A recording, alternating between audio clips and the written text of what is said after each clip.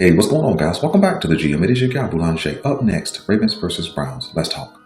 As I get this video started, man, I want to ask you guys who believe in the power of prayer to lift up the people of New Orleans and the city of New Orleans in your prayers. The tragedy, if I can call it that happened down in New Orleans where 10 people have been killed, over 30 have been injured, is going to have a long-term impact. Days, weeks, months, and for some, a lifetime. And you can't really foresee these things happening.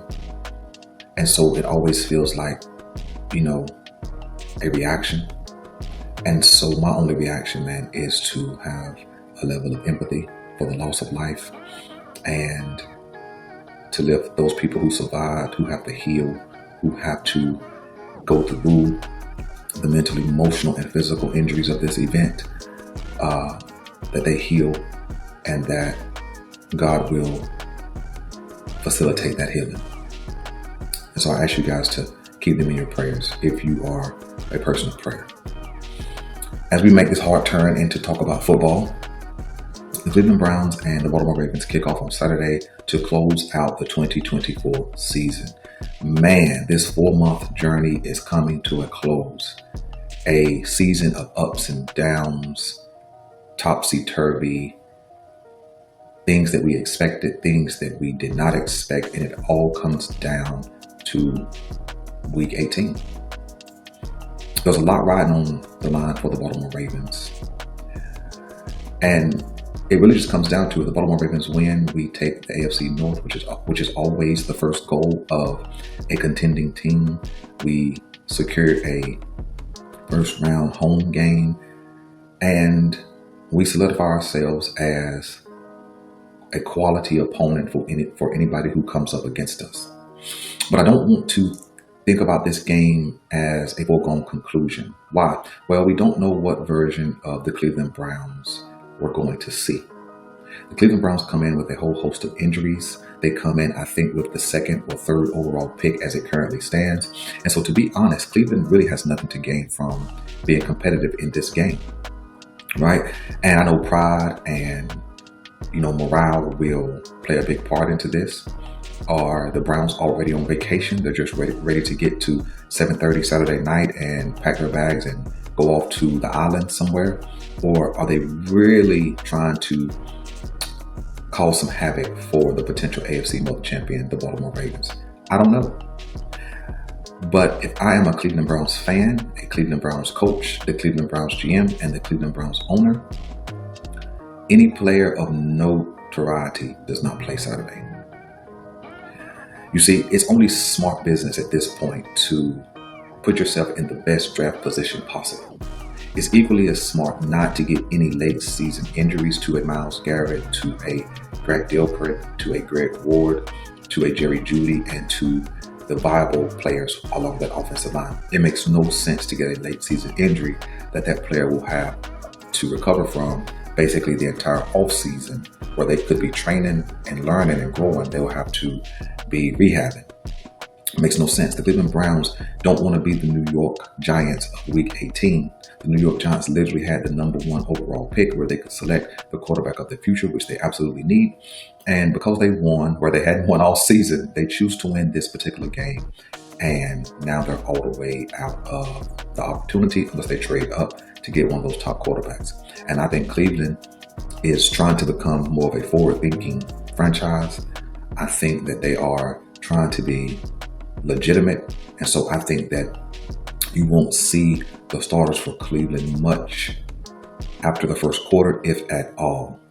And so what that means for the Ravens, I think we need to come out and look crisp, look fresh. I know we played 3 games in 11 days, but we haven't played since Christmas. Today would make basically 7 days since that time.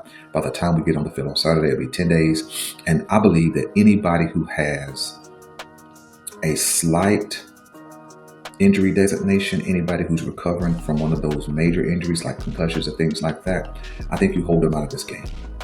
I think that a Justice Hill, a Nelson Aguilar, a Charlie Kolar even, those guys don't need to participate. Only because you want them ready to go for the following week. I think that the Baltimore Ravens are equipped enough to go out and win this game in a decided fashion without those guys being a part. I think that if we come out and we are focused and we are committed to executing, I think that we should put up about 24 to 28 points in the first half. I'm not casting off Cleveland as a non-viable opponent. I'm just saying if we come out and do what we're supposed to do, I think Cleveland will absolutely pull their starters when they see they don't have a chance of winning this game. And I think as a result, we can also pull our starters. A part of this game process, I would like to see Lamar basically hit the 150 to 200 yard mark. Not that he needs those yards, but I would like to see him break the 4,000 yard mark. And I would like to see him get about 50 yards rushing thereabout to break that 900 yard threshold.